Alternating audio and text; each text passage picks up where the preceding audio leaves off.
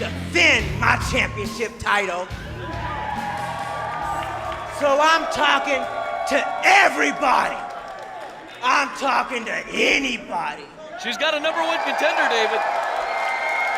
The first person that can come out to this ring will get themselves a shot at my title. She's putting on an open so challenge. So you think you got the guts? You come get some. You know, and we all have our 15 minutes of fame, and I'd like to take a couple of my 15 minutes to talk about the rights and the wrongs in the world of professional wrestling. And it is for the WWE Championship. This match is for the ECW World Heavyweight Championship.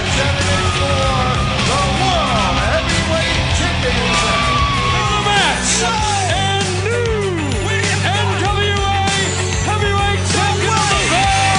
We appreciate you guys coming out and taking your time to support women's wrestling in America. This match is for the AWA World Heavyweight Wrestling Championship. Welcome, ladies and gentlemen, to another edition of Rights and Wrongs of Pro Wrestling Podcast with your host, Mr. Green. How are you this week? And how have you been enjoying the wonderful world of pro wrestling, more specifically, the wonderful world of women's pro wrestling? And when we speak of that, of course, the front runner for most of this will be WOW Women of Wrestling. This is, as some of you may have known, just based on some of the podcasts that have gone up, but I'm in a little bit of a time loop or time warp or however you want to phrase it, because I'm missed several weeks just based on my PC being down and me had the flu for like a week and something like that. So it was just one big domino effect. One thing led to another, which led to another, which drove me back several weeks. So I'm recording in real time, but I'm also recording shows that I missed. So just keep your ears open, I guess, as they say, to those things, and they should be available as soon as possible. So what we're going to do here, I'm going to start off with the episode that you probably saw in the thumbnail, episode 15. This is basically this is a recap episode. There's not a lot to really go into and like, oh, they did this and they did that. This is a full-on recap episode. This is just WOW essentially putting the beast up on the platform. That's probably the best way that I can put it. They have taken the young lady who they have positioned as their front runner, their centerpiece, their champion, and this entire show was dedicated to her. So I don't think there's really much else that should or could be explained to that. So I'm gonna take this and we're gonna go through what they did air within the course of this hour, and again, keep in mind that it is most of this. Let me phrase this correctly. Most of this are things that you should have been able to see with their original broadcasts. I say original. Maybe I should rephrase that too, because their original broadcast was in syndication in 2001. The broadcast that they had when they were associated with Access TV. That's probably a better way to put it. And of course, I think there are one or two matches here that you would have to go into like the CW app or the Pluto TV app to go and see. Some of you may have checked and seen the entire review of the season of WOW that was not aired. Some of which they acknowledge, some of it which they don't, but it's, it is what it is. So that's basically what we're dealing with here. Before I go any further, I'm going to make a quick plug because they are friends of mine, and if you've listened to me for a while, you probably already know what I'm talking about. Every week I kind of get on here and say, hey, look, if you feel like you could do a better job of booking this stuff, then, take a chance and go ahead and book it. You can go to customvixenswrestling.com, and then you can take your pick of whoever is available on their roster at that time. They do several tapings in the course of the year. They take your, I want to say suggestions, but they take your creative input that you have paid to have, and they put this out for you and I guess everyone else's consumption, depending on which version of the agreement that you go. And of course, how the matches proceed, how they are presented, all of those things are up to you. So if you've had the itch to be a booker, particularly be a booker within the realm of women's wrestling, that's probably a very good outlet for you. CustomVixensWrestling.com. Of course, one of the big friends of the show and the network, Sheena Lane, aka Rock and Roll Roxy. I guess she can use that name again now that since the other Roxy has signed to WWE, Roxanne Perez. So that is one way that you can do that. So go check them out, CustomVixensWrestling.com. So we are going to kick this thing off. This show started with David McClain opening up the show with a recap of the Beast's injury. And of course, we talked about this. The injury in and of itself came off as very legitimate. Looked like she took a hit, a bad landing from Tormenta. I don't think it was necessarily Chick Tormenta's fault. Things happen. Things happen in the wrestling ring. I certainly don't think it was intentional. It could have been any number of things. She might have misjudged the leap, and maybe the Beast wasn't paying attention. Maybe she wasn't positioned wrong. Whatever. However you choose to relate that. But I don't think that it was just sloppiness necessarily. If anything, I mean, it may have just been a case of the Beast not being able to protect herself the way that she should have been able to protect herself. But that does come along with not necessarily working a regular wrestling schedule where she would be aware of her positioning and the positioning of her opponents and so on and so forth. But again, how do you prepare for somebody to leap from 8 feet in the air and land on you? You know what I mean? So I don't think there's any finger pointing to go around necessarily with that. But the recap talks about her being attacked, and like I said before, this entire show was dedicated to the Beast. So we're going to go down the line of the matches that they decided to show and use as a showcase for the Beast in this. And the first one that they did is their number one whipping girl is Steffi Slays. This match came from season 5. This is episode 1 of their show. Now, they didn't put that information up. I'm just providing you where the match came from. So they didn't put a little graphic on the screen or anything like that, like this came from here or there. This is just stuff that they had up. And I will say, in some regard, I think it might have been a little confusing to some casual viewers, and I'm going to explain that. Now, when I look at this, I'm generally speaking by myself, but every once in the people that I work with on a day-to-day basis, I've kind of gotten them into watching it. And I like that I got them into watching it because they're not wrestling fans necessarily. Now, they've become fans of wrestling, but they don't understand it all.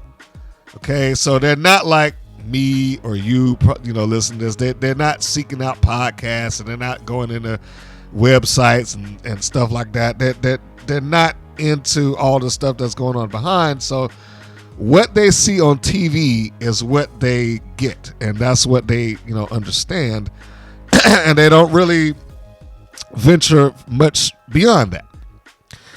But what I like there is that I get the honest reaction from people who have no idea about wrestling and is a little behind the scenes stuff. So when they look at this show, they are looking at things that are directly in front of the screen. They take it for what it is, and other than asking me a question here and there, they assume that what they see on the screen is either current or relating to something else, or whatever. So getting back to the point where I said, they didn't put any graphics up on the screen. That might have been a little bit of a error, because in this particular instance, the people that I talked to, like I said, the casual view, I'm going to keep his name out of it, or their names, is more than one. But they looked at this and they thought that this was current.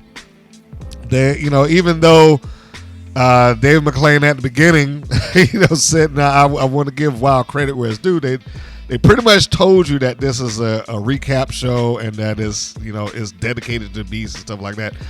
And so that part of it they got, but they didn't understand how far back these matches took place, because to them, WoW is a new thing.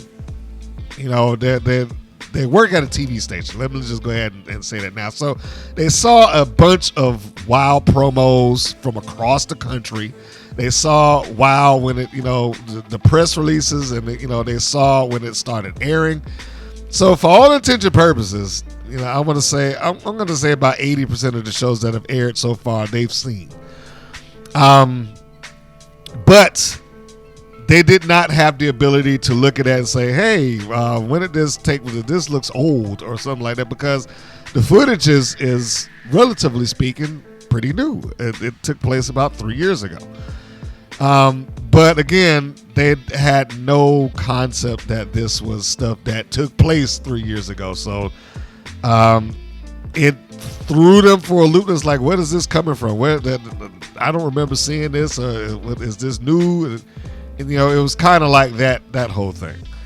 I'm having to point out to them that, no, this is old stuff. Look at the logo. This is something different. This took place a couple of years ago, and I'm giving them the whole rundown and what have you.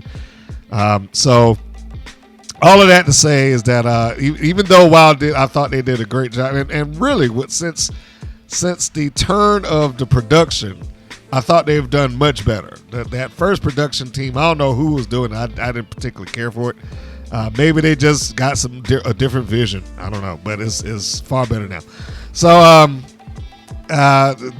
it wasn't necessarily clear if you walked into this in the middle of it and you started watching. You might not know that this is old stuff. But again, to WoW's credit, David McClain pretty much hosts this entire hour. And if you look at it long enough and you paid attention, you get the idea that, okay, maybe you might not know when and where it came from, because they didn't give you that, but you got basically the idea that this is a best of. Okay, so without going into the whole Steffi Slays thing, like I said, she's, unfortunately for her, basically been the number one whipping girl that WoW has. So this is a glorified squash match. What else can you say? It was there as a demonstration of the beast strength. This match took place when WoW was introducing the beast. So aside from the fact that they probably gave Steffi a longer span of time in the match than she probably needed, other than that, I mean, it's just, like I said, it's a glorified squash. She wins with the beast bomb. 1, 2, 3, you're done. They go into another segment. It's a video package on the Beast's real life. I thought this was very, very good. It's one thing that I know that WoW is capable of doing. Whether they do it or not all the time is a different issue.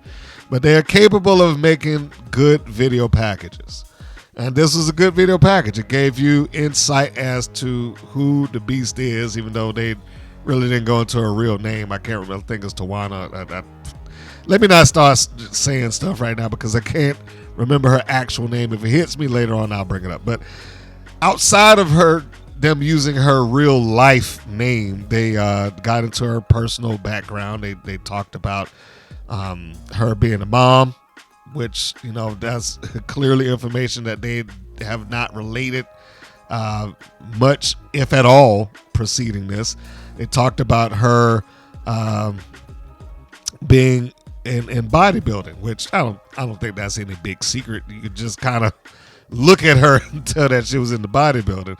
Also, that she had trained in mixed martial arts. however briefly that might have been, and then she got involved in wrestling. So it was nice. I actually thought that it would have been better if they had kind of ran those segments throughout the course of the show. As it was, this was basically the only cut of that. I was interested. I was interested in seeing more of what they had and hearing about her personal story and whatnot.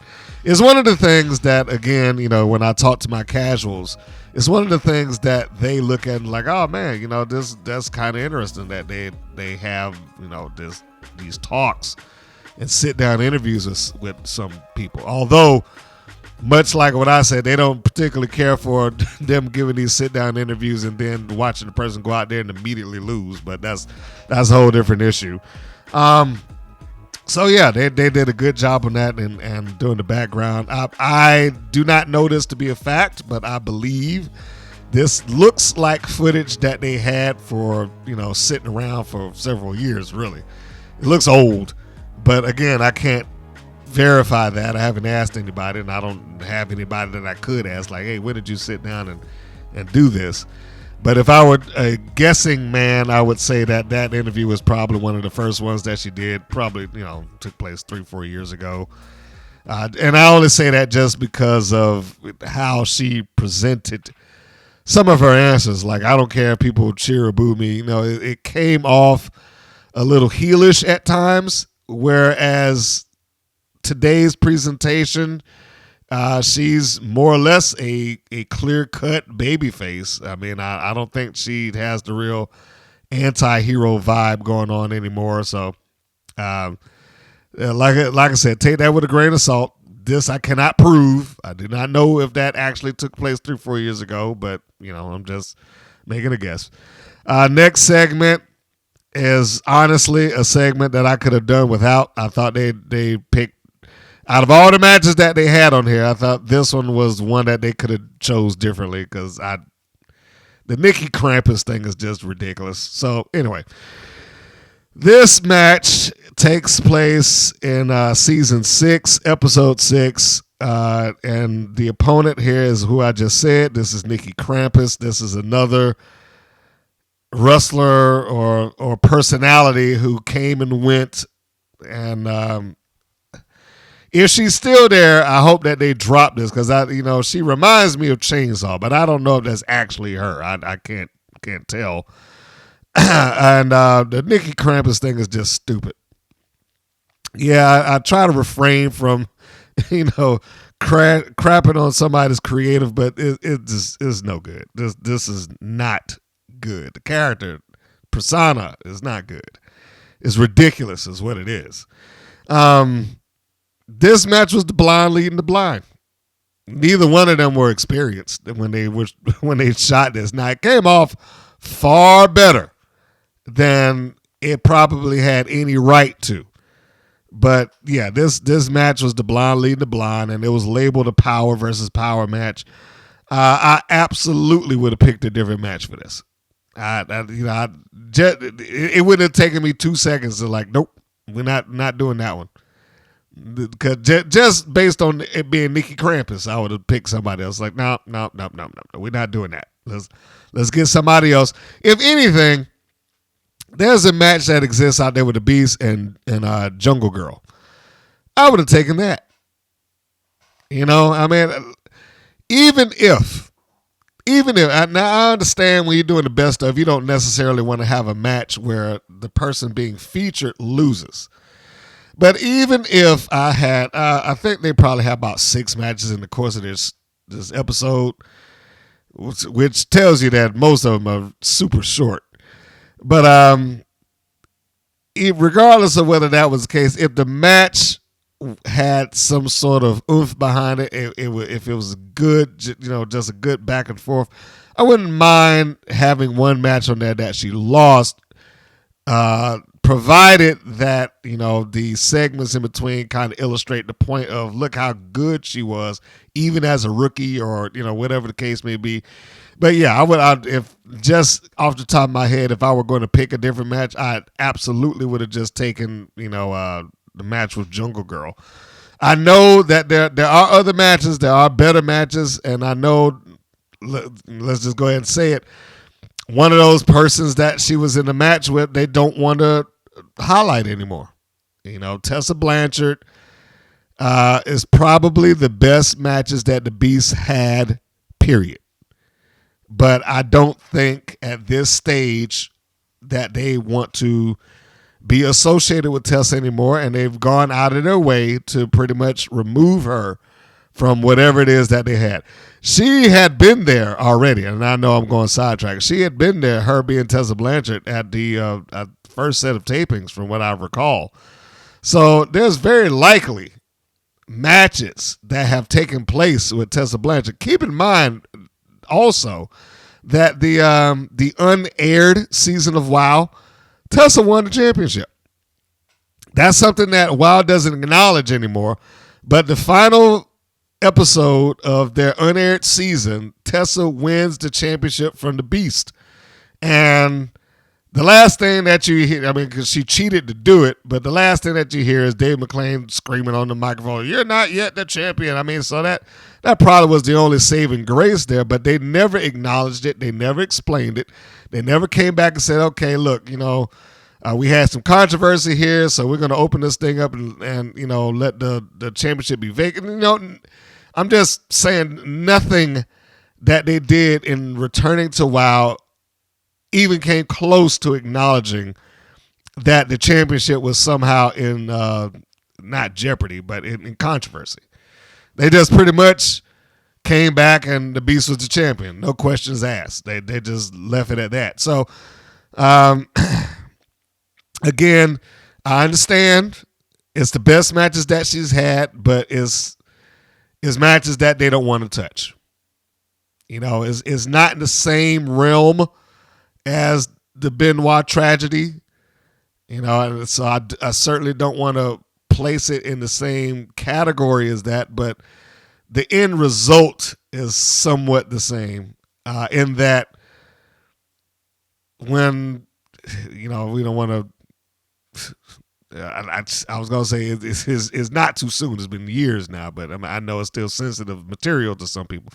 But in any case, when Benoit did what he did, and anybody listening to this probably already knows, you can look it up. He didn't just destroy his legacy, he destroyed the legacy of the people that worked with him. Like, there can never be a Best of Booker T compilation and the WWE feature some of the matches that made him who he is, because some of those matches were the Best of 7 series that he had with Benoit. When they do a Best of Kurt Angle, they can't go into some of the best matches that he's had, because some of the best matches that he had while he was there was against Benoit. And because the company has to distance themselves, and I say they have to distance themselves.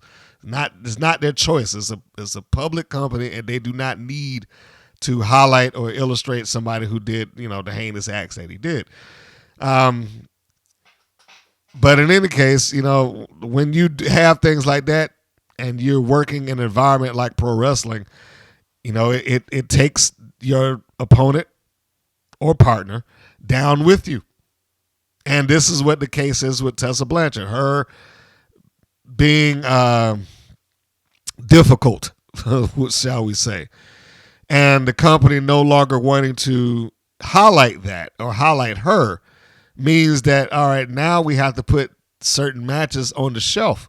And she, and I have to give credit where it's due. She had some really good matches there.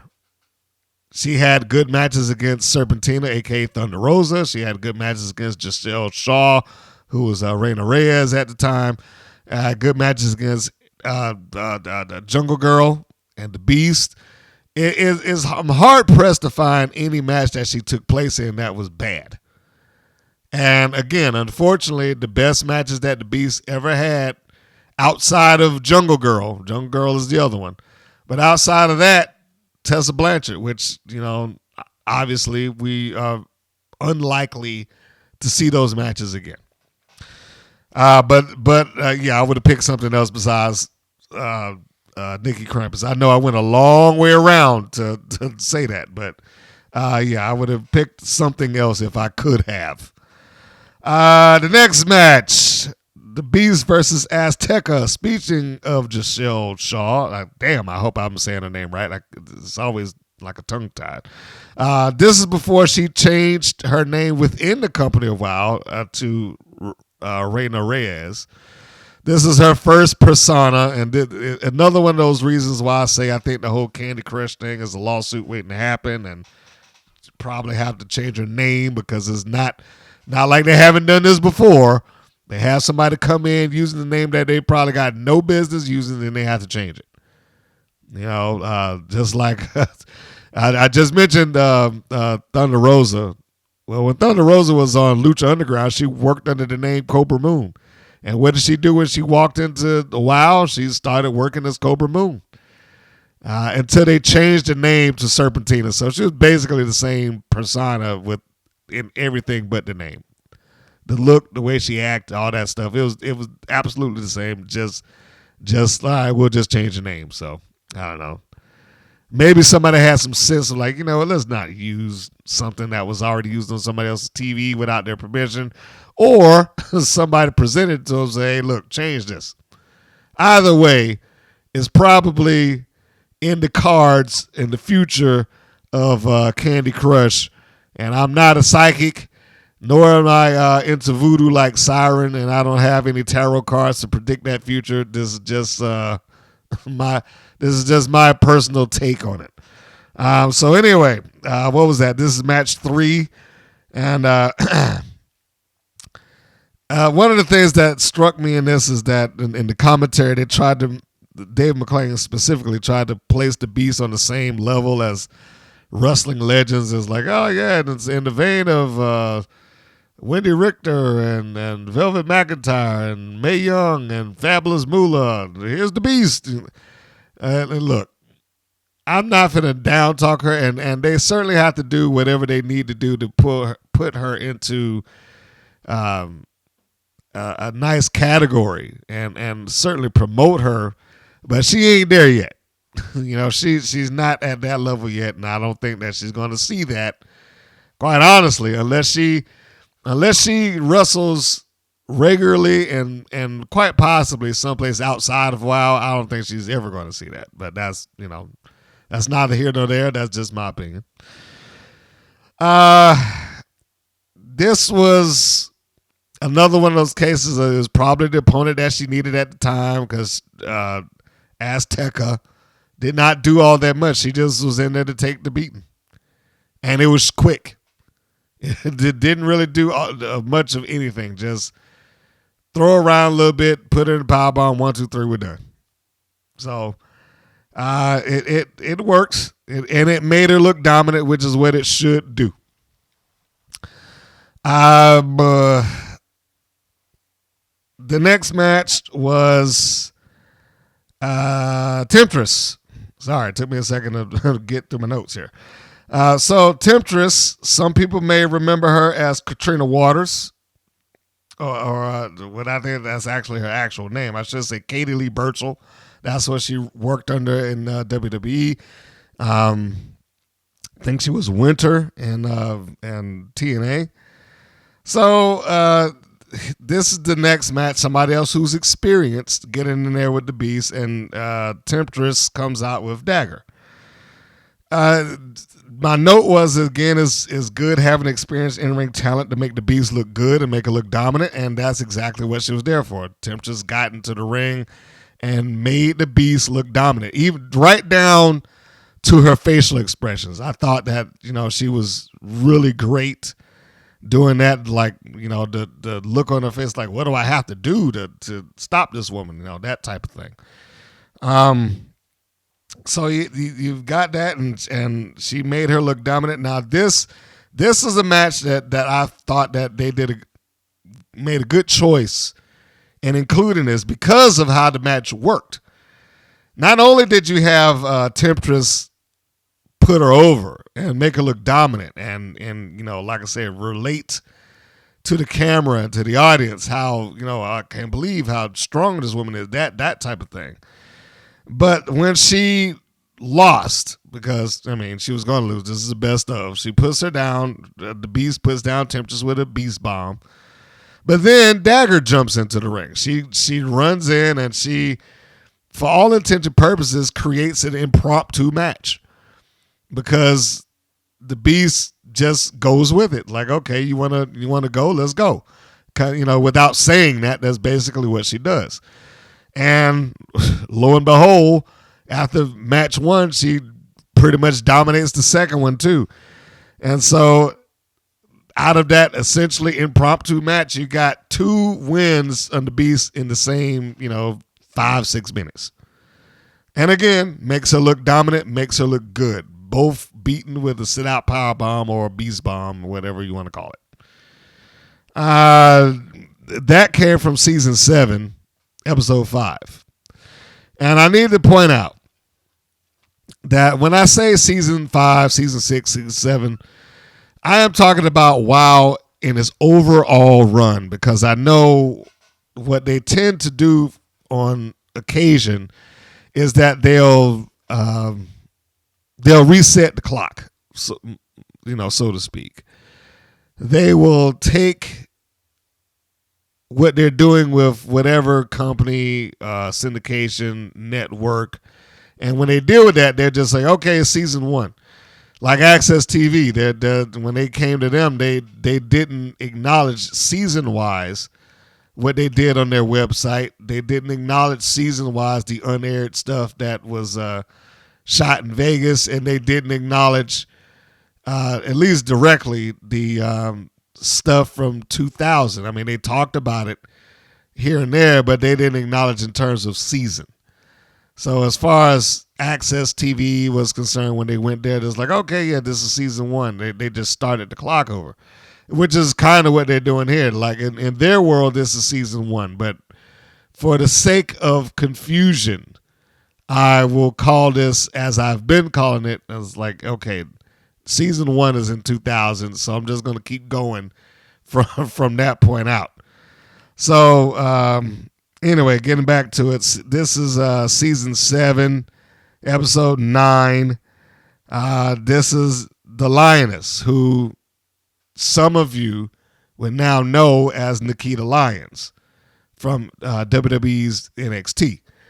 And in this case, she's out there with Lana Starr because, that's what Lana Starr does. She finds these superficial blonde girls that she can kind of hook up with. This is another case of the blonde leading the blind. However, the match did not go very long, so no harm, no foul. This match is about 45 seconds. It is the definition of a squash. Lioness comes in, she takes a kick in the guts, goes up for a power bomb, 1, 2, 3, you're done.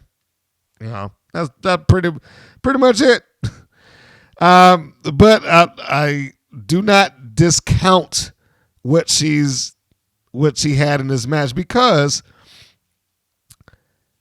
outside of Nikki Krampus, there's a list of names that the Beast has got to go up against in this episode, which only helps highlight the Beast. Now, the matches aren't necessarily great, but this is a routine that wrestling has done, Memphis in particular. They've done this for some years. Like when you do a best of, you pull out the names that have name value that your person is beaten. I know the WWE did it too when they were in the middle of the Monday Night Wars. They would do things like that. They would pull up their library, where they can say, well, we have a night of 1,000 stars, and they would show everybody that's ever been there, whether they worked there or, whether they were still working there or not, they would take the value that they had because like, well, we own this footage, we can do it. And they would have, if they had to show somebody winning, they might have showed, say, Bret Hart beating Ric Flair after Ric Flair leaves the company, or something like that, just to show how good that person was, and of course show how inferior the other person is on the other channel. And I mentioned Memphis. Jerry Lawler did that a couple of times where people came through Memphis, and they would go back and they would show these highlight reels of people that Jerry Lawler has beaten before they became the big deals that they were. And you would see him beating up Kurt Hennig before he became Mr. Perfect, him beating Hulk Hogan before he became the Hogan that people know and remembered in the 80s. They would show him taking on Harley Race, the NWA World Champion, who at the time that they showed the footage, I think had just gone to WWE as the new king. And you can go on and on and on with the people that they did that with. And so that's why I say all that to say it's not a big shock. It's not something that is unheard of. And actually, I have to give them credit because almost everybody on this list has some value to them. Steffi Slays, if you've watched WoW enough, you know who she is. And again, in their universe, she's a name. She doesn't have a lot going for her, storyline wise and whatnot. But in the WoW universe, Steffi Slays is still a name. So you had the Bees beat her. Azteca has gone on, Giselle Shaw has gone on to Impact Wrestling. So there's name value there. Temptress, like I said, worked in both WWE at one point, and she worked at Impact Wrestling, TNA at the time. So there's name value there. The Lioness is currently on NXT, currently on WWE television, and probably getting 500,000 more eyeballs on her than she ever had. So there's name value there also. So I can definitely see that this I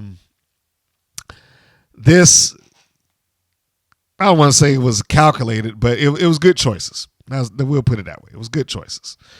The next match was Season 8, Episode 6, Reina Del Rey, Tormenta, and the Beast. Now, this is the match where the Beast got injured in the first place. I actually was surprised that they chose this. But again, she being the Beast, probably does not actually have a plethora of matches to go into and like, all right, we're going to, pick this one or this one or this one. It's not like they wrestle day in and day out, or even every month for that matter. They wrestle, for the TV tapings. And the Beast doesn't really wrestle beyond that. She doesn't wrestle outside of WoW. She's had some other matches outside of a TV taping environment, but outside of that is really not that much, that they can pull from. I mean, I know she had a match with the Disciplinarian, and slammed Samantha Smart around and, stuff like that. But I don't think that there's a great deal of matches for them to go through and be like, all right, yeah, let's use this one and let's use that one. I think that they were probably a little limited in trying to create a best of. They got an hour out of it, but, it's still nothing of real note here. And if it were me, I probably wouldn't have wanted to include the three-way just because we've seen it a couple of times. This is pretty recent, and it contains the botch that, due to no fault of her own, she just, she couldn't hold Tormenta up anymore. So there's no reason to go into the match. Like, again, they've covered that, ad nauseum at that point. They've illustrated that the Beast was in this match. She got hurt. She hurt her ankle. Well, I think broke her ankle, and that she was going to be out for a while, which apparently she's still going to be out for a while, and we'll get to that in a minute. And all due respect to the editors, I think that they did as good of a job as they could because they couldn't ignore the botch. The botch just, it's easier to edit out when you're doing a clip recap. But when you're doing the entirety of the match, I guess that's just too difficult to do. I don't know how they would have gotten around it, especially without me seeing all the camera angles that they had available to them. So yeah, they showed that, and they moved on. Now the last segment of the show, and I should go back and say at the beginning, Dave McClain talking about, hey, we're going to show the footage that everybody's been asking about or some crap like that. Because I'm like, I don't know how everybody was asking about it because nobody knew about this footage until you just brought it up. And that's pretty much what it was. He had just brought up some information about, we got footage of such and such going on, this violent attack on the beast. And, if it's not for the faint of heart, which was also stupid. Because I didn't see anything that took place in this footage that did not take place in a normal wrestling match. But anyway, so we have footage of the Beast showing up at Wild's offices, saying that she was ready to return to the ring. And the video sets up footage of her in the parking lot taking an attack. She's going to her car. And this is what Dave McClain's like, don't watch it if you're faint of heart. So we got this footage, I guess it's supposed to be the alleyway camera because it's not clear and it's back a little ways. And we see the Beast go into her vehicle, even though she threw the crutches at Dave McClain when she walked in. She's, carrying him back out and going to the tailgate of her SUV. And then a car pulls up from down the alley. Somebody gets out of the passenger side with a blunt object, assumably a baseball bat. And they go and they smack her in the ankle twice. And then get back in the car and run off. I don't know how that was supposed to be visually more violent than anything else that was going on. I just don't. But more importantly than that, I couldn't criticize anything in this episode up until this point. The term that I've heard used specifically by Jim Cornette is like you're putting a hat on a hat. And that's what I felt like here. I was like, this is a hat on a hat. Why did we need to see somebody attacking her ankle? We already know that she had a legitimate ankle injury. And if she's going to be back, because the only reason that I can think of that you would do this is, the only two reasons. One, to forward some sort of angle that the Beast can jump into immediately when she steps back into the ring. Or two, to explain her being off television further. Neither of which I think was a good enough reason for this. If they wanted to explain her being off TV further, then just keep the injury alive. Don't shoot a segment where she comes into the room like, hey, I'm ready and, I don't need these anymore. And I throw the crutches to you. Then the very next episode, she's hurt again. What was the point of that? And if it was a case of, we need to keep the angle going, then shoot some more stuff. If anybody should have kept the angle going at this point, it should have been who she was feuding with. It should have been either Reina Del Rey or Tormenta.